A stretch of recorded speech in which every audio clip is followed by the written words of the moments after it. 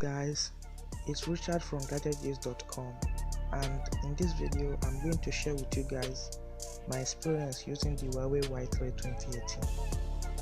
The Huawei Y3 2018 is an entry-level device which was released on May 2018. Now, being that this device is a little bit old, it can still compete with some entry-level devices of 2019. I've used this device for a month now and I've discovered a lot about the device. Without wasting your time, let's get started.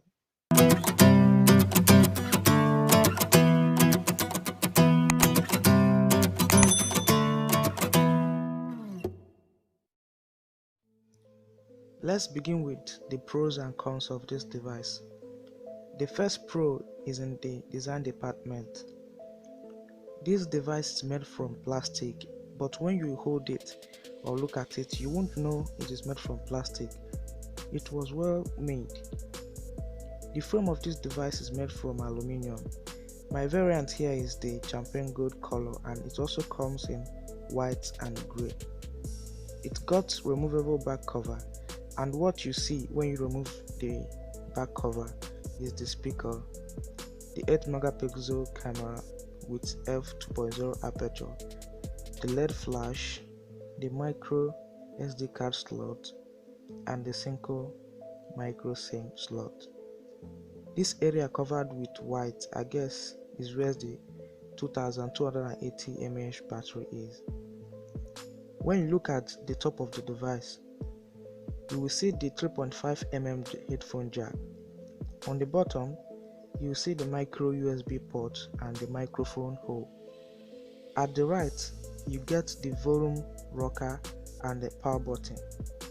On the left side, you get nothing. On the front, you get the proximity sensor, the earpiece, the 2 megapixel camera, the tiny notification LED which turns red when your battery is low and green when you get a message or when your battery is full. On the bottom of the display, you get the Huawei branding. The second pro here is the performance. This is an entry-level device, but I'm quite surprised of its performance. Doing basic tasks on it was great. It runs smoothly. Switching between apps was a breeze, though it's only smooth when you have 3 background apps running. If you go more than that, it will close the remaining ones. It is powered by MediaTek 6737, which has 28nm with 1GB RAM and 8GB ROM. Gaming on this device was great. I usually play low graphics games such as Temple Run, Killer Bean, Commando, and all of them run smoothly thanks to the Mali 720 MP2 that it has. This device also runs on Android 8.0 Oreo Go edition. Overall, the performance is great. The third pro is the display. This device has a 5.0-inch IPS LCD display which has a resolution of 480 by 854 pixels. It has 64.4% screen to body ratio and PPI of 196. The display is bright. It is responsive to type on. It's not a 720p display, but who cares? The display looks okay to me. It's got an in-display navigation buttons, and in the display settings you get eye comfort, color temperature which you can adjust to either warm or cold.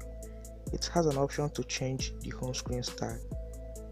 You can either put it on standard where all apps will appear on home screen, or you can choose drawer which shows all apps on drawer screen, but I love using the drawer. And that's it for the pros, guys. When we go into cons of this device, I have two: the battery and the camera. Let's start with the battery. This device doesn't have or support fast charging. It takes about 2 hours and 30 minutes to charge from 0 to 100%. The durability of this device is minimal. It does last longer from 100% to 20%. From 20% you will start experiencing fast percentage drop, but I think that's normal for these entry-level devices. The camera is poor, but I think it's what you paid for, it's what you got delivered to you, so no complaint here. Like I said earlier, the rear camera is 8 megapixel while the front camera is 2 megapixel. Here is some sample shots taken with the device. Let me know what you think, whether it's okay or bad, but I know it's manageable.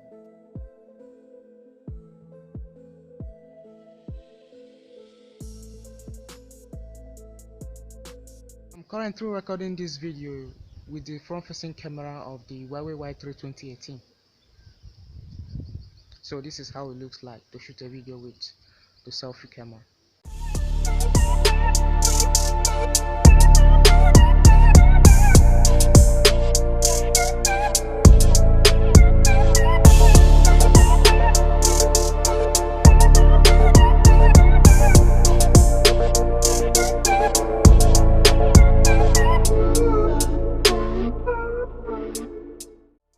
So here is my verdict. If you want an entry-level device that can last for a day, good performance, good design and nice display, go for the Huawei Y3 2018.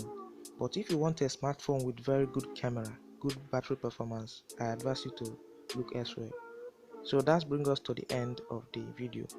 If you enjoyed it, give it a thumbs up and let me know what you think about this device in the comment section down below. Please subscribe to support me and I will talk to you next time. Take care.